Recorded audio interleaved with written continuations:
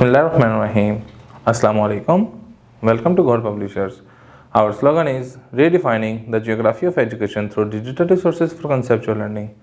My name is Asib Yamin Khan and today we are going to discuss God Mathematics Grade 7.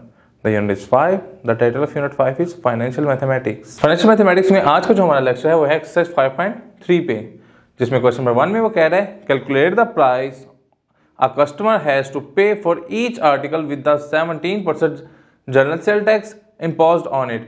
कहते हैं कि 17% general sale tax GST लगा हुआ है हर item के ऊपर, ठीक है। तो आपने हमें क्या बताना है कि उसको टोटल कितनी प्राइस पे करनी पड़ी। तो क्वेश्चन नंबर 1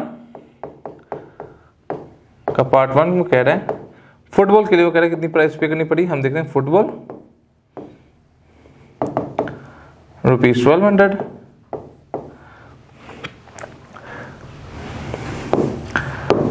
जीएसटी ऑन 1200 कितना लगेगा। तो देखें 17% का 1/100 इंटू 1200, इससे कट के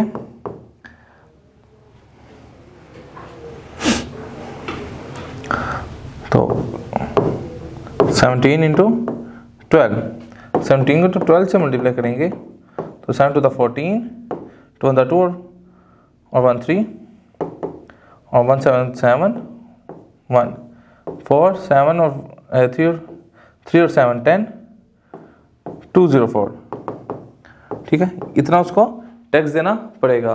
तो टोटल कितना पे करेगा, टोटल पे कितना वो करेगा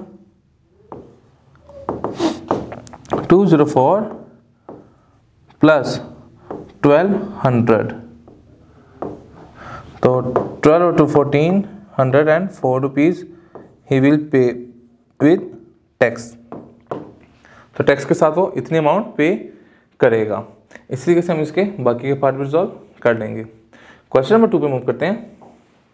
क्वेश्चन नंबर 2 में कह रहा है find the property tax on the property of the worth unit 100,000 10,000 100,000 million 1,055,000 eight the rate of 1.5%। वो कह रहा है कितना टैक्स लगेगा अगर उसके ऊपर अगर रेट जो टैक्स का है वो 1.5% हो और वर्थ 1,055,000 हो, 555,000 हो।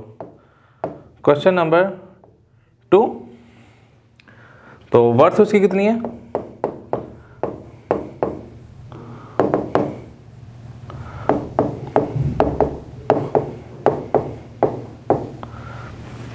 और रेट कितना है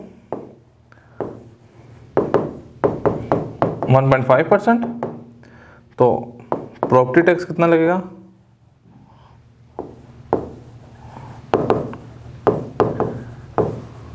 क्या करेंगे हम 1.5% का 1/100 और ये 1,555,000, ये 2 0 इससे कैंसिल आउट हो गए।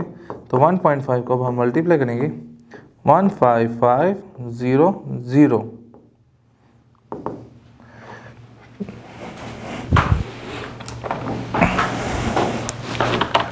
तो जब हम मल्टीप्लाई करेंगे 1.5 को 155,000 से तो हमारा आंसर आ जाएगा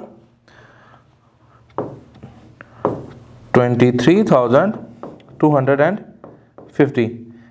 इतनी उसको प्रॉपर्टी की टैक्स के अमाउंट पे करना पड़ेगी। क्वेश्चन 5 में कह रहा है the price of the book including 5% general tax is 945, ठीक है। वो कह रहा है find the original price of the book. कहता है बुक की ओरिजिनल प्राइस क्या है। क्वेश्चन नंबर 5 में हम देखते हैं कि वो जीएसटी कितना कह रहे हैं 5% और अमाउंट कितनी है, प्राइस वो कितनी है जीएसटी के साथ ₹945। वो कह रहे हैं इसकी ओरिजिनल प्राइस आपने फाइंड करनी है। तो देखें प्राइस कितनी है 945। अब हमें कह रहे हैं ओरिजिनल प्राइस मालूम करनी है। तो देखें जो हमारा होती है प्राइस जो है वो टोटल प्राइस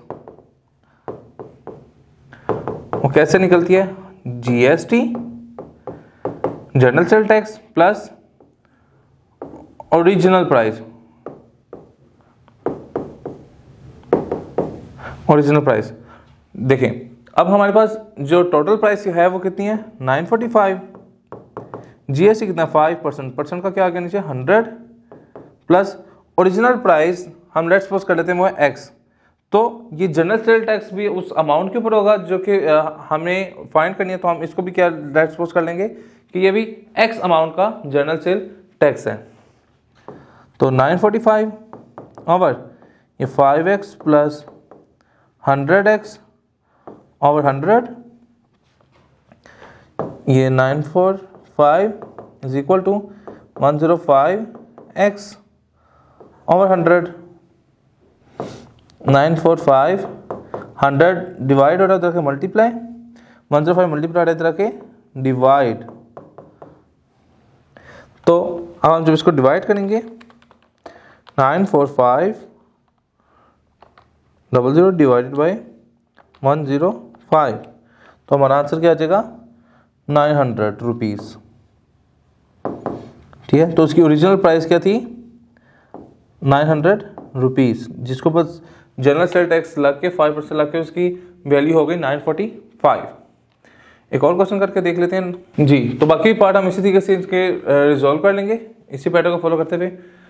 समरी के ऊपर मूव कर रहे हैं। समरी में वो कह रहा है any ratio with the second term of 100 और any fraction with 100 as a denominator is called a percentage. वो कहता है परसेंटेज क्या होती है any ratio with the second term of 100 जो कि सेकंड टर्म के 100 के साथ हो, या एनी फ्रैक्शन विद 100, ठीक है, फ्रैक्शन जो कि 100 पार्ट्स के साथ हो एज अ डिनोमिनेटर जो कि डिनोमिनेटर में मौजूद हो, उसको हम परसेंटेज कहते हैं।